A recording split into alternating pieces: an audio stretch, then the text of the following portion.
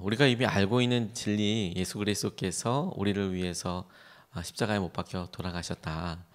수십 번 들은 이야기를 날마다 수백 번 우리가 묵상해야 될 것이, 우리의 생각에 끊임없이 연약한 것, 우리에게 없는 것, 우리의 불완전한 것을 보고 우리가 그래 실제로 그렇기 때문에 그래 라고 하기 때문에 하나님께서 오시는 회복과 우리가 진리로 주님께서 회복하기 원하시는 수준까지는 자꾸 다다르지 못하게 되는 것 같습니다.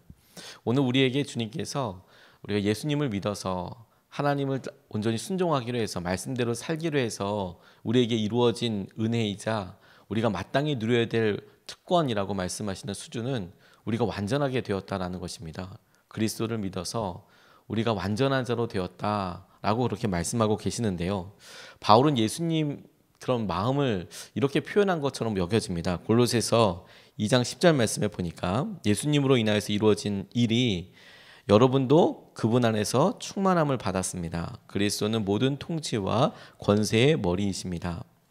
그러니까 우리가 예수님으로 인하여서 이미 충만함을 얻게 되었다라고 할 때 이 충만함은 2장 10절에 나와 있는 이 말씀이 1장서부터 연결되어서 그분께서 우리에게 끊임없이 주장하여 주시고 도전하여 주셔서 우리의 연약함을 계속해서 채워주셔서 마침내 2장 10절 말씀에 우리가 다 충만케 되었습니다. 그리스도의 완전함으로 우리가 충만한 상태가 되었습니다 라고 이렇게 아구가 물리는 그런 말씀입니다. 오늘 우리가 읽었던 1장 28절에서 29장 말씀이 9절 말씀이 가로에 시작되는 장면이라면 2장 10절 말씀은 그렇게 해서 우리가 완전한 자가 되었습니다 라고 말씀하시는 괄호에 닿는 괄호 같은 그런 느낌이라고 이해하시면 좋겠습니다. 바울을 통해서 골로새 교회에 이야기하고 계시는 너희가 이미 완전한 사람이다, 너희가 이미 부족함이 없이 하나님께서 주신 은혜 가운데 완전하다라고 말씀하시는 것을 우리에게 오늘은 좀 같이 적용해 보고 싶습니다. 첫 번째로 우리가 다른 사람들을 위해서 복음의 통로로 쓰임 받는 나, 다른 사람들을 위해 준비되고 계획된 나에 대해서 같이 좀 보고 싶습니다. 28절 말씀을 보면 우리가 그를 전파하여 각 사람을 권하고 모든 지혜로 각 사람을 가르침은 각 사람을 그리스도 안에서 완전한 자로 세우려 함이다 라고 이렇게 말씀하고 계십니다. 우리를 세우시고 부르실 이유가 뭐냐면 우리의 주위에 있는 사람들을 완전한 사람으로 만들게 하기 위해서라고 주님께서 말씀하고 계시는 것이죠. 이 완전한 사람이라고 이야기하는 것은 다시 말해서 주님의 말씀을 가르침 받은 사람들이, 권면 받은 사람들이 일어나게 되는 놀라운 변화 중에 한 가지라는 것을 알게 됩니다.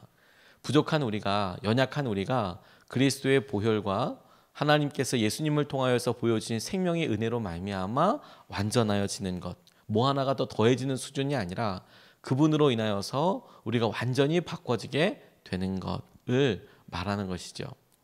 지푸라기에 불이 붙는 수준이 아니라 불에 지푸라기가 들어가서 불로 되는 것처럼 우리가 완전한 하나님의 은혜, 예수님을 통해서 보게 되더라, 그런 통로로 쓰임받게 되었다라는 것이죠. 그런데 다른 사람들을 위한 나라고 표현한 이유는 무엇이냐면 그렇게 완전한 사람으로 다른 사람들을 세우기 위해 부르심 받은 나는, 정작 우리는 그렇게 사람들 앞에 복음의 통로로 쓰임받고 바울처럼 다른 사람들을 완전한 사람으로 세우려고 할 때에 더 놀라운 완전함을 누리게 된다는 것입니다.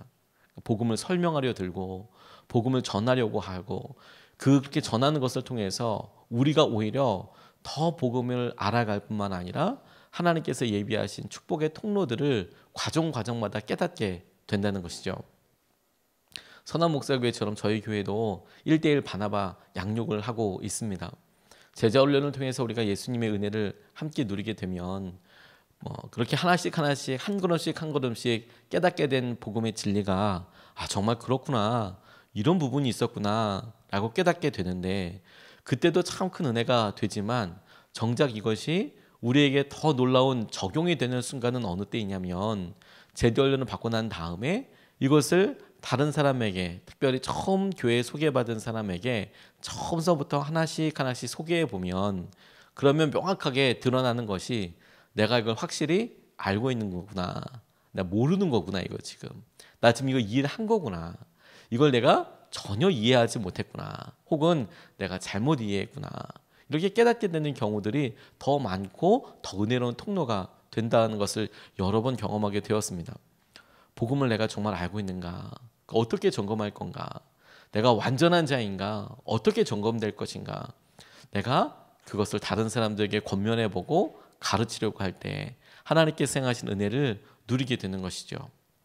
우리에게 같이 기도하는 단기 선교와 우리가 끊임없이 모여서 주님 앞에 순종하려고 하는 전도 모임이 이와 같은 주님의 계획에 놀라운 통로라고 싶습니다. 마태복음 28장 가장 마지막에 주님께서 말씀하신 명령하신 부분을 보면 가르쳐 지키게 하라. 열방으로 가서 세례를 주고 제자를 삼아서 가르쳐 지키게 해라. 그러면 보게 될 것이다. 하나님께서 너와 함께 하시는 것을, 내가 너희와 함께 하고 계시는 것을 너희가 보게 될 것이다 라고 말씀하실 때에 이게 명령이 아니라 너희들이 나와 함께 하는 것을 가장 놀랍게 경험하게 되는 때가 언제냐면 네가 열방으로 가서 세례를 주고 그 사람들로 가르쳐 지키게 하려고 할 때에 너 반드시 보게 될 것이다. 나와 함께하고 있는 것을. 주님께서 우리에게 완전한 자로 세우시고 주님으로 인하여서 우리에게 연약함이 채워지고 부족함이 없는 상태를 다른 사람들을 우리와 같이 예수님을 닮은 사람으로 만들어 가려고 계획할 때 누리게 되는 은혜가 되는 것입니다. 단기 선교를 갔을 때 제게 이런 일이 한번 있은 적이 있었습니다. 인도네시아 단기 선교를 갔을 때 많은 준비를 하고 기도를 하고 이곳에서 할 수 있는 최대한의 준비와 마음으로 갔는데 정작 가고 나니까 영적인 공격이 너무 심한 곳이었습니다. 새로 교회를 짓고 나서 어떤 권사님께서 본인의 칠순하지 않고 내가 이 땅에 태어났는데 교회 하나 지었으면 좋겠다. 그렇게 간절히 주위에 있는 자녀들에게 어머니 그래도 잔치하셔야죠. 그래 만류하고 안 할 테니까 그 돈 가지고 교회 지었으면 좋겠다. 자녀들이 조금씩 내어놓은 돈에 본인이 재정을 더해서 인도네시아 아주 두메 산골에 교회를 짓게 되었습니다. 큰 화려한 그런 건물은 아니어도 워낙 시골이었기 때문에 제대로 된 시멘트 건물 하나 들어와도 교회 온 지역의 경사라고 생각될 만큼 아주 시골에 있는 그런 곳이었지만 기도로 그리고 선교사님들이 꼭 여기에 교회 하나가 있으면 상징적으로 너무 좋을 것 같습니다. 이게 추천을 받아서 교회랑 연결이 돼서 교회를 지었고 교회를 지은 봉헌 예배 때 이분이 나이가 그래도 많이 드셨지만 그래도 거기 가서 한번 보겠다, 예배 드리겠다. 그러니까 다 갖춰져 있는 그곳에 이제 가게 되었는데 정작 그곳은 목사님도 없이 평신도 사역자가 열심으로 믿음 생활해서 목사님의 역할을 하고 있는 곳이었고 또 그곳에 믿음의 사람들이 소수가 있긴 있었지만 워낙 강성의 이슬람 사람들이 많은 곳이었습니다. 그 지역에 시멘트로 된 건물이 자기네 동네에서 제일 큰 거는 모스크라고 해서 이슬람 사람들이 그 예배 드리는 곳이 제일 큰 건물이었는데 근데 그거보다 더 큰 교회가 서게 된 겁니다. 엄청 의리번쩍하게 세워진 교회가 아니라 워낙 작은 마을에 그런 모스크가 하나 있었는데 그 모스크보다도 더 큰 건물이 들어오니까 이 사람들이 편안한 마음이 아니라 경사라고 생각해서 다 같이 그 봉헌 예배에 오게 되었습니다. 이슬람 사람들을 교회에 초청하고 이런 거 정말 어려울 텐데 그야말로 시골에 이게 뭔지 모르니까 다들 본인이 시골의 유지라고 생각하니까 다 그곳에 들어와서 어떤가 보자라고 앉아있 제일 앞줄서부터 전통적인 이슬람 복장이 있습니다. 이렇게 각진 모자 쓰고 다 와서 깨끗하게 남자들이 그것도 앉아 있습니다. 여자들은 뒤쪽에 다 앉아 있고 예배당이 인도네시아 분들로 꽉 차게 됐는데 그 중에 크리스찬은 거의 없고 거의 뭐 한 90% 정도가 이슬람 사람이었습니다. 정말 신기한 일이죠. 그러니까 선교사님이 너무 당황하시고 그곳에 있었던 평신도 지도자분은 뭐 어찌할 바를 몰랐습니다. 기뻐서가 아니라 두려워서 이게 무슨 일이 있을지 모르겠다. 이분들은 뭐 어떤 마음으로 왔는지 모르겠지만 교회에 이렇게 왔다고 하니까. 그런데 정작 기도를 열심히 준비해간 기도팀, 우리 단기 선교 팀에도 문제가 생겼습니다. 그러니까 선교사님도 그곳에 있는 평신도 지도자분도 마음속으로 염려가 되는 부분, 폭력 사태가 일어나면 어떻게 되나 이거. 이런 일이 나중에 이게 교회라는 것 때문에 내가 지금 마을 행사로 왔는데 내가 다른 종교 행사에 온 걸 이걸 어떻게 생각하고 있는지 저희가 물어볼 수가 없으니까.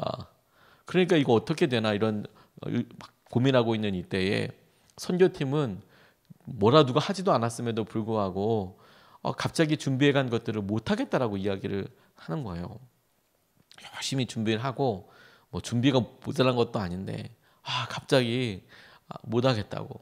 그런 일들이 생기는 게 너무 당황스럽기도 하지만 자리가 자리다 보니까 부담이 될 수도 있겠다. 사람도 많이 있고. 그런데 설득해보고 야 그래도 우리가 그런 공연들을 우리가 복음을 묵상하고 기도하면서 이렇게 준비해 왔는데 해야 되지 않겠니? 우리가 직접 말을 못하니까 그런 복음에 대한 메시지를 담아서 이런 프로그램들을 준비해 왔고 우리가 노래라도 부르고 우리가 그들 앞에서 우리의 몸으로 찬양으로도 하고 그래서 우리가 할 수 없는 언어를 뛰어넘을 수 있지 않겠니? 뭐 설득을 여러 번 했지만 다 아는데 못하겠다. 그러면 모이는 시간에 그래 그렇게 설득해도 안 되면 우리 잠깐 기도해보자. 주님의 은혜만 구하자. 주님의 마음만 구하자. 그리고 같이 기도하는데 마음속으로 하나님께서 우리 각자에게 주님의 마음과 기대가 어떤지를 알게 해주셨어요. 당시에 다 하지 말자 그러면 우리가 준비한 거 안 해도 상관없으니까 우리가 그냥 나가서 인사만 해도 상관없으니까 주님의 마음만 구하고 우리가 자유하자. 어려운 결정이었지만 그렇게 팀이 모여서 같이 기도하는데 기도회가 끝나고 하나씩 우리가 눈을 뜰 무렵에는 전선생님 다시 하죠. 이거 하죠. 준비 안 한 것도 아니고 하죠. 기가 막힌 변화가 있더라고요. 근데 그런 변화를 통해서 하나님께서 우리에게 주셨던 정말 놀라운 선물은 뭐냐면 끝나고 난 다음에 그렇게 모자 쓰고 이슬람 하신 그 분들이 오게 된 이유가 마을에 큰 건물 생겼다고 왔다는 것을 끝나고 난 다음에 알게 된 것이죠. 그분들의 목적이 이거 방해하려고 온 게 아니라 마을에 잔치라고 환영하려고 온 거고 그때서 이제 다 끝나고 나니까 유기성 목사님이 말씀도 전하시고 그야말로 하나님은 사랑이시다라는 제목으로 말씀을 전하셨는데 설교도 다 끝날 때 다 전하고 사람들이 그걸 끝까지 다 듣고 마음에 변화들이 있나 싶어서 물어보고 조심스럽게 끝나고 나서야 왜 오셨냐고 물어보니까 사람들이 경사라고 생각해서 여기 왔다. 교회 건물이 세워졌는데 교회 경사이기 때문에 우리가 왔다. 이런 걸 알고 복음을 전할 수 있는 통로가 되었다. 근데 뿐만 아니라 선교팀 가운데 하나님께서 이와 같이 우리를 영적으로 넘기만 하면 큰 은혜를 부어주시는 거구나.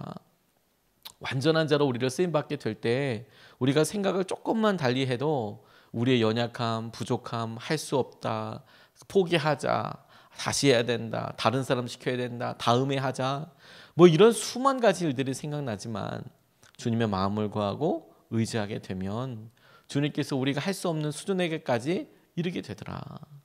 오늘 여러분 우리가 부족하다, 불완전하다고 생각하는 부분이 있다면 마땅히 주님의 복음을 빚진 자로 주님께서 우리에게 주신 은혜를 빚진 자로 여겨서 그것을 나누려고 생각해 보면 완전한 자로 세우게 될 때 바울이 느꼈던 기분과 충만함을 누리게 될 것이다. 그렇게 생각하게 되었습니다. 두 번째로 주목하게 된 것이 무엇이냐면 연약한 나를 위한 성령님의 역사하심입니다. 연약한 나를 위한 성령님의 역사하심. 29절 말씀에 보니까 이를 위하여 나도 내 속에서 능력으로 역사하시는 이의 역사를 따라 힘을 다하여 수고한다라고 바울이 이야기하고 있어요. 내 안에서 능력으로 역사하시는 이의 역사하심을 따라, 일하심을 따라 나도 최선을 다해서 수고하고 있다.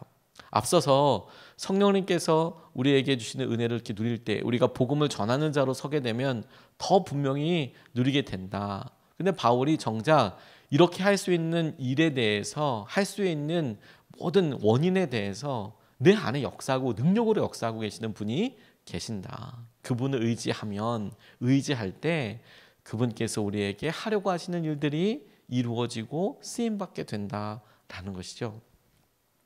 우리의 연약함이 주님 때문에 완전해졌다는 것은 우리 안에서 능력으로 작용하시는 하나님의 능력 때문입니다. 성령님의 능력 때문입니다. 바울이 이 일을 위하여 내 속에서 능력으로 작용하시는 그분의 활력을 따라라고 이렇게 표현을 하고 있어요.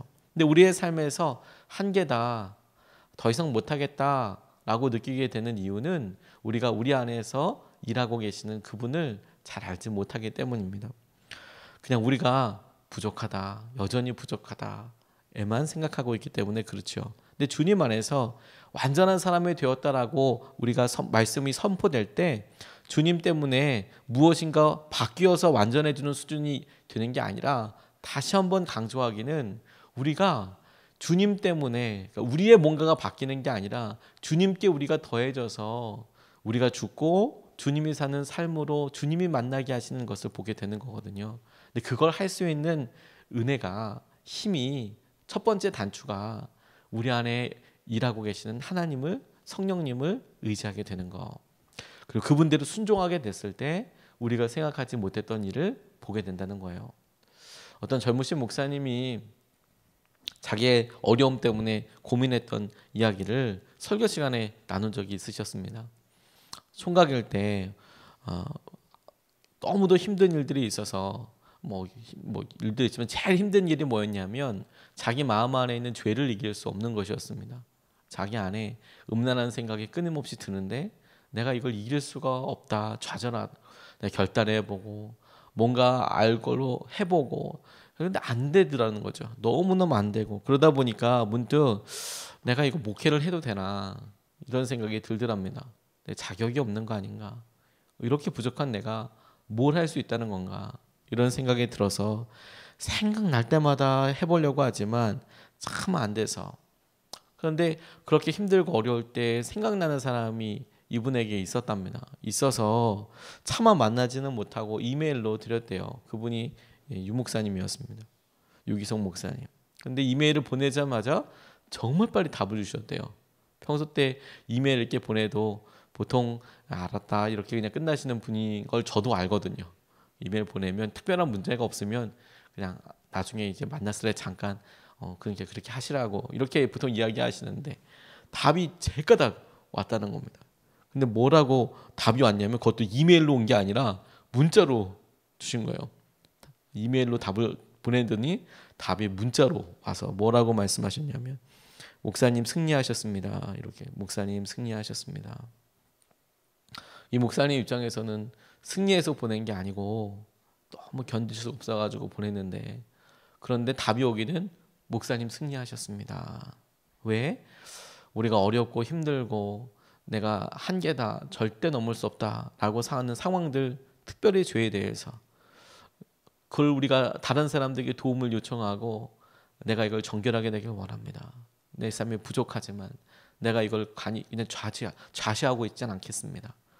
빛 가운데 드러냈더니 죄는 빛 가운데 드러나면 아무 능력이 없어서 그 일을 누군가가 알고 있고 바라보는 것 때문에 오히려 더 격렬하게 싸워서 이기는 수준이 아닌 완전히 바뀌어진 삶을 살게 되거든요. 다른 사람들에게 비춰질 때는 완전한 사람, 내 안에는 불완전한 사람 이렇게 되어질 때가 어렵지만 내가 죄인인 것을 솔직히 인정하고 나는 그렇게 불완전한 사람입니다 라고 다른 사람들한테 솔직히 이야기하고 그렇게 이야기할 수 있는 이유가 뭐냐면 그렇게 할 때에 성령님이 우리 안에서 비로소 우리를 완전한 자로 만들어 주시거든요.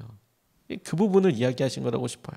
망하겠다는 이야기인데 할 수 없다는 이야기인데 정말 그렇게 드러냈다면 하나님께서 하시는 것이다. 그게 우리 안에 능력으로 역사하시는 일을 의지하는 거예요. 그게 한 번은 대학교 신대원에 제자훈련을 인도하러 간 적이 있었습니다.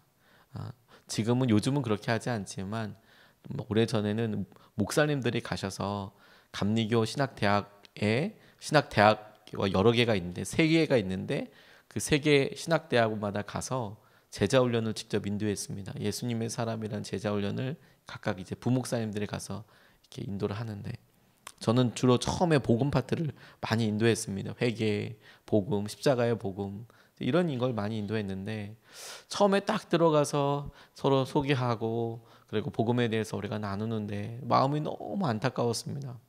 한참 이제 혈기 있고 에너지가 충만한 해야 될 이 전도사님들이 너무 주눅이 들어 있는 거예요. 너무 주눅이 들어 있는 거예요. 그럴 이유가 전혀 없는데. 그래서 가만 보니까 학교에 대한 여러 마음의 눌림도 있는 것 같더라고요. 그러니까 감리교회도 제일 사람들이 좋다고 생각하는 그런 학교가 있고 또 그렇지 못하다는 학교가 있는데 이게 또 다른 기준이 아니라 뭐든 둘, 셋 되면 1, 2, 3번 정해지게 돼 있는 거거든요. 크게 중요하지 않은데 이분들은 젊으시니까 그런 생각을 하는지 아무도 그거 신경 쓰지 않는데 본인들이 학교도 그렇다고 그러고 뭐 사역지도 그렇다고 그러고 그러니까 내가 뭐도 안 된다고 그러고 뭐도 안 된다고 다 이렇게 주눅 들어서 힘든 모습들만 가지고 계신 거예요. 그렇지 않다. 주님께서 우리에게 무슨 말씀을 하시든 순종할 수 있는 사람에게 하나님께서 놀라운 은혜를 주신다. 그렇게 해주신다. 그분을 의지해라. 그런데 영 마음에 갈망과 뭐 이런 것들이 잘 없다가 결국에 하나씩 하면서 회개 부분을 지나가면서 우리가 정말 소원하는 것들에 대해서 하나님께 내려놓고 회개해보자.